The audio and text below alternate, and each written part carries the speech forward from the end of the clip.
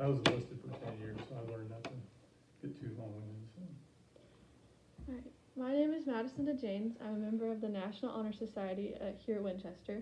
We would like to thank you for your willingness to be interviewed today.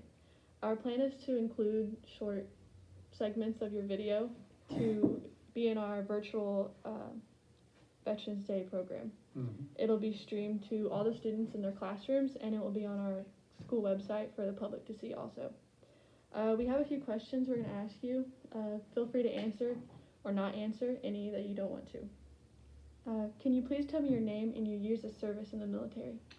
My name is Drew Dukett. I was in for 36 years, 5 months, and 20 days.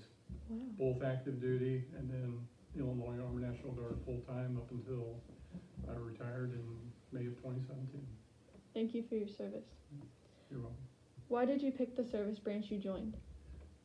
Well, primarily I had 2 other best friends. We all went to college together initially, and they both kind of joined the Army, and I kind of didn't like what I was majoring in, so I joined the Army and didn't really want to be a Marine, and I didn't want to get stuck on a boat, and I'm afraid of heights, so I ended up in the Army. What do you remember about your boot camp or training experience, and what helped you get through it? Well, I went to, initially I was a forward observer for artillery, so I went to basic and AIT at Fort Sill, Oklahoma, back in January of 1981. Probably the thing that sticks out the most to me, man, I was a 19-year-old kid going to, I'd never gotten up at 4 in the morning, even going hunting.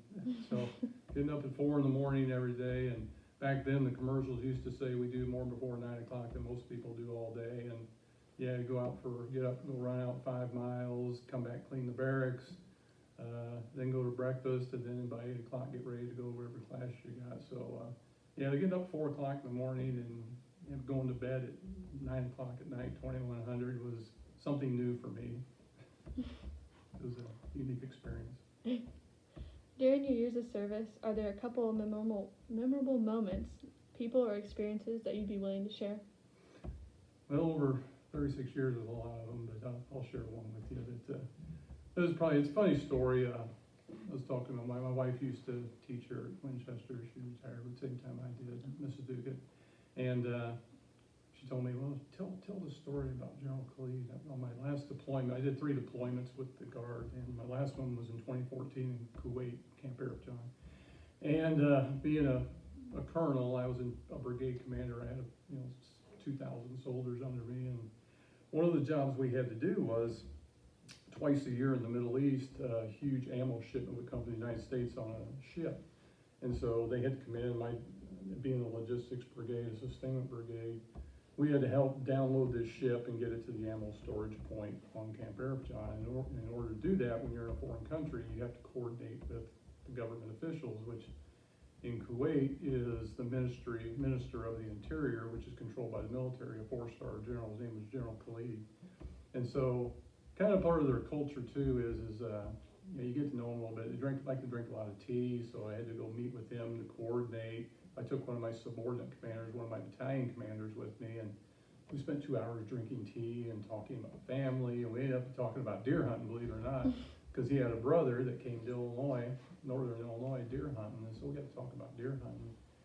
And he talked about that he likes to hunt too, General Khalid.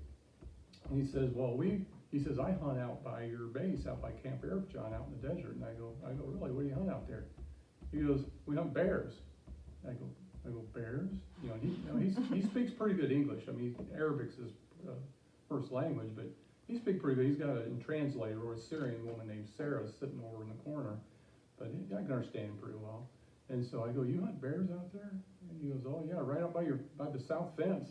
Well, on days we don't do group physical training, PT, I'll go run by myself out there along that south fence. I've never seen a bear out there. And I go, what? I said, I've never seen any bears out there. He goes, oh yeah, there's lots of bears out there. He said, there's flying bears. I go, flying bears?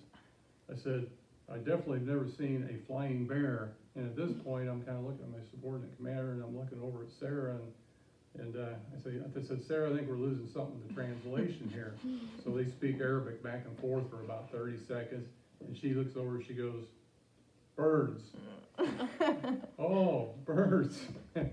It was pretty funny, and he started, he was a big guy, he had a big belly laugh, we got a good laugh out of it, and, he goes, oh yeah, he bird hunts out there by our campground, John, and it was a pretty funny story. So, and then we spent about 15 minutes talking about the ammo shipment coming in, and then I had to run to the bathroom really quick, cause I had 2 hours worth of tea in me, and got out of there, so, it was fun, it was good experience. Do you recall the day your service ended, and what did you do in the days, weeks, and months, and years after?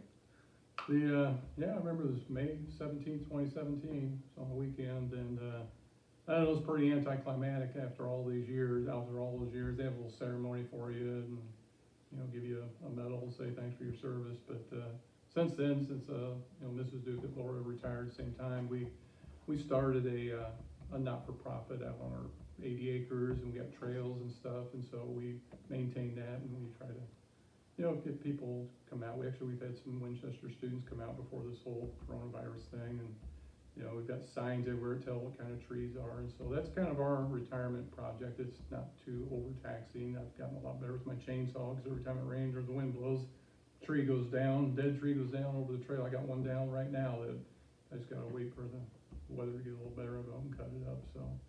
But that's kind of what we're doing in retirement, and it's fun, and, I get invited to do things like this for Veterans Day or Memorial Day, and I enjoy it, so. Alright. How did your service and experience affect your life? That's almost kind of hard to answer, because I've been doing it my whole life, so it's gonna be from 19 until a couple of years ago, and I'm gonna be 60 here pretty quick, so. I don't know, it's just, it's ingrained, sense of, loyalty and duty and honoring country, and, sense of, self-worth and, helping others too and all that, especially being a member of the Guard, a lot of what we do is flood duty. I remember back in '93, we're doing flood duty, we're bringing food to people and trying to rescue in boats, and so basically helping your neighbors and all that, a little, selfless service, that's one of the Army values. Yeah. Is there anything you'd like to add that we have not covered? No, I just want to say thanks for the opportunity. Like I said, I enjoyed my military career. I mean, there's ups and downs in anything you do, but overall, I looked over 36 and a half years, and I really enjoyed it. Enjoyed even some of the deployments. I had one in Afghanistan, one in Iraq. I mean, those weren't always fun, but they were unique experiences that most people will never do. So, but no, overall. It is. That's affected the person I am today. Like I said, I started when I was 19 and quit when I was 56, 57. So. All right. That's all we have. Yeah, well, thank you. Thank Appreciate it. you.